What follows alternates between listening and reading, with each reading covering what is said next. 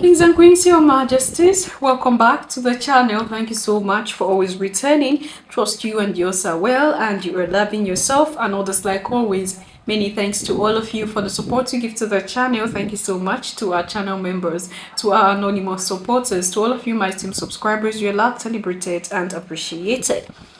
President Museveni banned the export of raw materials out of Uganda for some time now, and that has raised some eyebrows.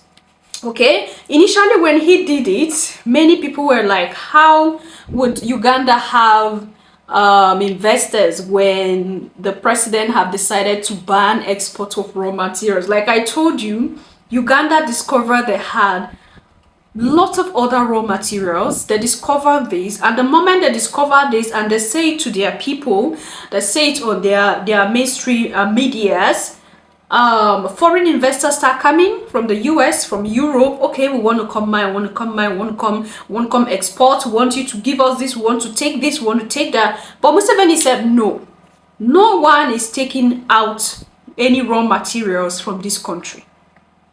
No raw material is flying out. No, that will not happen under my watch.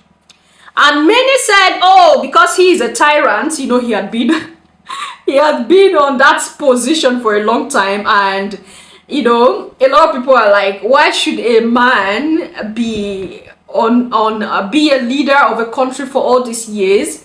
Is it a tyrannical rulership? Why are they behaving like this in this time where democracy is the thing? See, for some of you that see Museveni as a tyrant, majesties, so far as I know, the decisions he makes for Uganda is for the good of Uganda. If you like, look at him as a tyrant. There is no problem. We are all entitled to opinions, and there is a reason why, of course. But do you think that this democracy thing is even working for Africans? Mind you, the system we had before colonization was the monarchy system. Okay? We had empires, we had kingdoms with kings and queens. We have kingdoms, we have queendoms, we have empires with emperors, kings, queens, and your majesties. This was how our people were ruling themselves as at that time. And they were okay with however they elect their king. That sits for how many years and dies, another person comes in, either family tree, family line, or through some other way. This was how it was happening. People were okay with it. There were tribal wars, there were differences, but it was managed. Our ancestors loved it. They lived, that's how they lived. And then colonization came in, Europeans came in and said they brought you democracy. And it's the democracy that we are seeing now. Look at the situation we are all in with democracy. Look at Ibrahim Traore. So if Ibrahim Traore is to sit on the position where he is for 10 years, you will say Ibrahim Traore is a bad person as well. Where it is the Burkinabés that are saying, no, we want you there, we don't want you out, we want you to be our president for 10 years. If the Ugandans are saying, we want Museveni for 20 years, for 30 years, why should we have a problem with that when they are okay with this man? So I want us to listen to him. Like I said, when he banned the exportation of raw materials from the country, something started happening afterwards. Even immediately when it happened, some Ugandans are like, this is bad for the country. They started accusing a lot of things. People started saying a lot of things. But now that he had banned exportation of raw materials, something has started happening. And this is what I want us to listen to him talk, and we'll take it up from there. I'm tired of all these stories. These neo-colonial civil servants who have been holding us back. I have put my foot down, say I don't want to hear those stories. And Uganda is developing and it will develop, because I don't entertain that nonsense anymore. I banned the export of minerals from Uganda. So when I banned them, they are flocking in now. They have opened 7 gold refineries. The crisis which is in Africa today is because of philosophical, ideological, strategic, economic mistakes, which we have been talking about since the 1960s. This is not an accident. Aid has been for profiteering. This has been the problem. Now, the World Bank people and other groups have been talking of sustainable development. Even in your documents, I have seen those words there. I am now going to be 80 years old. Africa does not need sustainable, you could call it sustainable underdevelopment. Africa needs socio-economic transformation. The main reason why there is no growth is because the growth factors are not funded. They are not even understood. What are the growth factors? We now talk of private sector-led growth. Yes, but for the private sector to grow, what does it need? It needs low costs of production. And what are the low costs of production? Number one, transport. You must have low transport costs. Where do low transport costs come from? From the railway. If you don't fund the railway, how will you get low transport costs? Wonderful people, Banco Mundial, IMF, all of this. Where will low cost of production come from if you don't have a railway? I have been here for the last 64 years. I've been watching as a student leader, as a freedom fighter, now as the leader of a country. How many railways have been constructed or funded in Africa? The few that have been was by China, the Tanzania Railway to Zambia, and recently China, another one here in Kenya, and then Tanzania on their own, they are building a railway line. So if you are talking of helping Africa, the railway, because if you fund the railway, you will have low cost of transport, and you can produce products which are cheap, which can be bought in the world. The second cost pusher is electricity. If you don't find electricity, and you talk about sustainable development, what are you talking about? Private sector-led growth. Electricity, we must have low-cost electricity, not exceeding 5 cents per kilowatt hour. That's what I insist on in Uganda. I'm tired of all these stories. These neo-colonial civil servants who have been holding us back, I have put my foot down, say I don't want to hear those stories. And Uganda is developing, and it will develop, because I don't entertain that nonsense anymore. Borrowing for what? Capacity building. Imagine seminars. They call you in a hotel, you eat chapati, you eat mandazi. They say that is capacity building. Capacity building should be on the ground, not just seminars. The third one, those people who talk about private sector-led growth, private sector-led growth. I have been trying to borrow money for our UDB, Uganda Development Bank, a bank which funds manufacturers.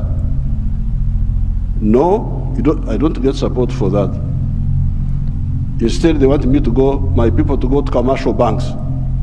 But commercial banks cannot give, those commercial banks are to encourage imports, because the only person who can borrow money and pay it back from a commercial bank is a trader who goes to China, goes to where, Dubai, brings products, sells them quickly, and pays back. So, if you are serious I needed to hear about the low-cost funding for manufacturing, not for stories, not for what, no, manufacturing. How about funding for irrigation? So in order to stabilize, I've been trying to look for a loan for irrigation. I can't easily get it. Very difficult to get. A loan for seminars, very quick. The civil servants, what? Now finally, Uganda is a very rich country. But one of the problems we were having was that our people were outside the money economy. They were in what they call subsistence sector. They just produce for eating, produce for eating, produce for eating. So I was looking for money. Please give me money to give coffee seedlings to these fellows who are just producing for the stomach, so that they can produce for the stomach, but also produce for the pocket, so that they join the money economy. You cannot imagine that by 2013, a few years ago, 68% of the homesteads in Uganda were still in the subsistence sector, in the non-money economy. You audit your countries. What is the situation? What is the percentage of the people? So I had now to use my own money because I couldn't borrow money from anybody. The loans are for capacity building, for, I don't know, sometimes they give for ICT. So we said, no, everybody must be involved in the money economy. We couldn't get any support for that. But we funded it ourselves. Each year, we spend about $300 million of our own to make these villagers join the money economy by producing for the stomach, but also for the pocket. And from 2013, I was now told that for the first time, 61% of the people are in the money economy of the homesteads. It is only 39% that are still out. You imagine those are still there, just eating, no money. Then you get your neo-colonial civil servants. They talk of import support. Imagine there is money for import support. Import support. The governor writes to me, reports, we have got import cover for so many months, but I don't want to import, I want to export. Why don't you tell me about import substitution and export promotion? Instead you are telling me of import support. So money is available for to become more dependent. Now, finally, the cars, which we told our people about in the 1960s, we told them, part of the wars we fought in Uganda, we had to get rid of the neo-colonial groups which were there, which were stopping us from thinking. We had to get rid of them by force. But one of the problems was Africa producing raw materials, matière primaire, they call it in Français, matière primaire. Raw materials. Imagine coffee. The global value of coffee is $460 billion. All the coffee producing countries of the world, Brazil, us, all this, we only get 25 billion of that. Out of the 460 billion, the coffee producing countries get 25 billion. And Africa gets only 2.5 billion. 900 million of that comes to Uganda because Uganda produces a lot of coffee. A country like Germany, which has no coffee, earns $65 billion from coffee. So, this I sell a kilo of coffee, good grade coffee, $2.5. Somebody in London will get $241 from that 1 kilo. Okay, there are other costs on the way. I don't want to, because he's the owner of a restaurant and so on. But coffee roasting, coffee grinding, coffee packing must happen here in Africa. It must happen at source. The shirt I'm putting on is Ugandan cotton. I don't put on foreign clothes. It's only the trousers I'm putting on because I can't go naked, because they have not solved that problem for me. So, if you look at cotton, how many job levels are there? Job levels. You grow the cotton. Okay, that one we do. Those jobs we do. We gene the cotton.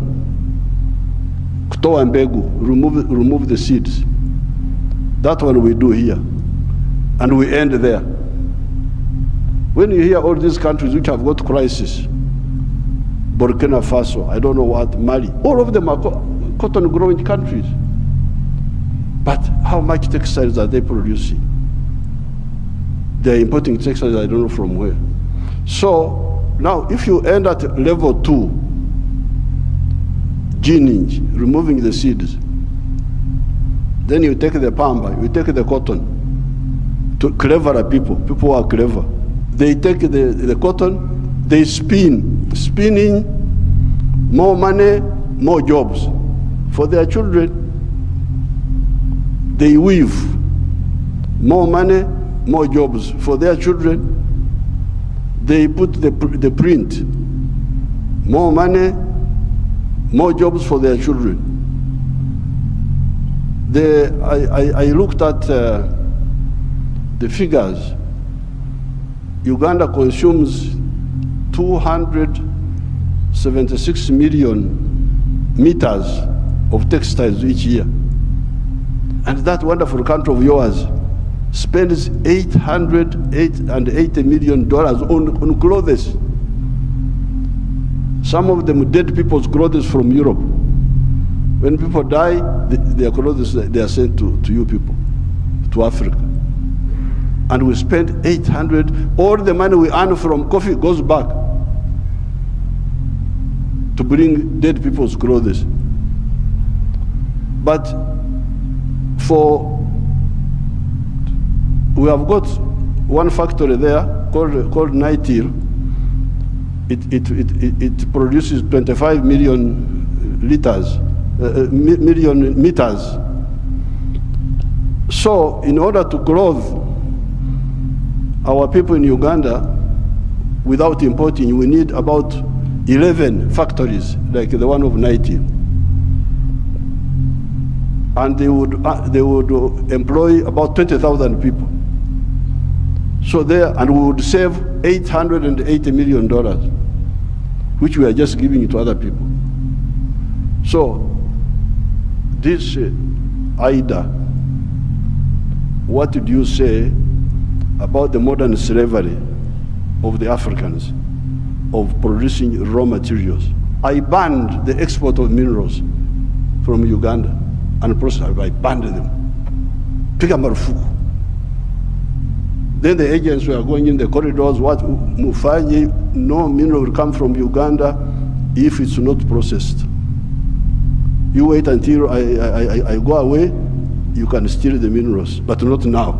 I banned this export of unprocessed minerals in 2012. My young brother, His Excellency Ruto, I forgave him and gave him some little iron ore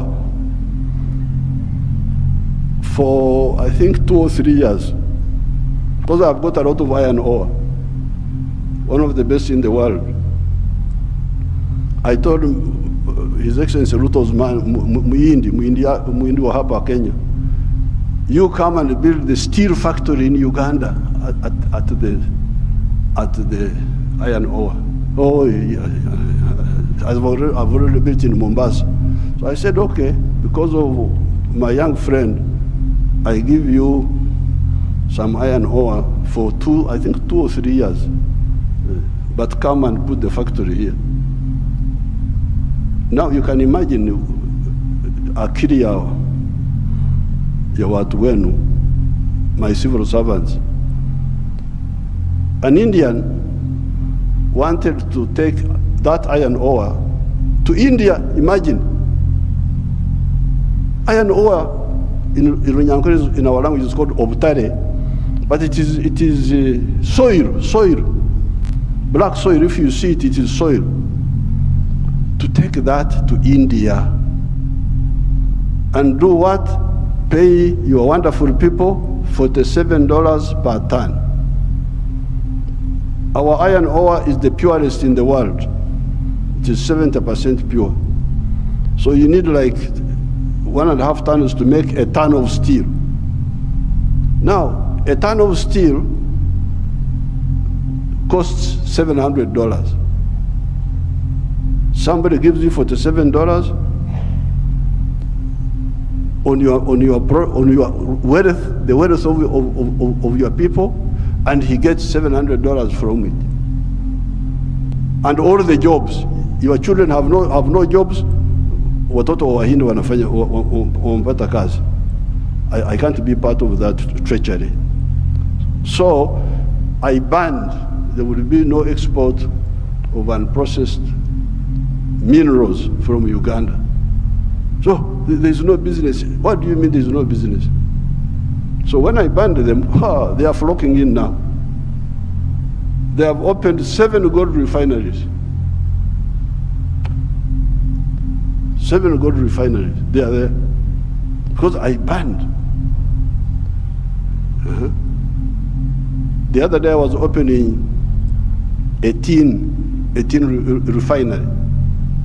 But all this time, imagine, since the British were here, they were taking, walikuwa wanachukua mawe tu, stones, because tin in nature is a stone, looks like a stone. So they take that, and they give my people $11 per kilo. And they take it to cleverer people. For the cleverer people, they get $32. My people got 11, those people get $32. And all the jobs. So when I was opening the factory, I was asking the refinery, I was asking them, this boy who opened the factory is a Canadian. I was asking them, huyu Mkanada ameleta umeme wake? Has this Canadian brought his own electricity? No. Anatumia umeme wa kwetu. Ameleta maji yake ya factory? No. Anatumia maji yetu. Internet anatumia ya nani? Ya kwetu. So out of the $32, much of that money will remain in Uganda. Pay for the raw material, pay for the electricity, pay for the water, all that remains in Uganda. So what does, first of all, my African brothers and sisters say about this hemorrhage of Africa? This hemorrhage must stop. The crisis you see in these countries is because of stagnation of the last 60 years since independence. The population is increasing, the economies are not increasing. What do you expect? Majesties, that was a lot, and I just pray that you watch up until this time, because he said a lot of things and I wouldn't want to take your time anymore. I enjoyed everything he said. Now you have a president like this. If you have someone like this who is working, trying to create policies that will help your future, I don't see why you want to kick him out and bring another person. What if you take him out and bring someone that ends up becoming a puppet and not doing anything? Look at all his achievements. Your Majesties, after he refused that raw material shouldn't be taken out, they now have 7 gold refineries in their country. 7. So what are we seeing? Anyway, leave your thoughts and opinion there at the section, and I'll see you in my next one. Until then, love yourself, love others, stay safe, stay positive. Always, Your Majesties. Bye for now.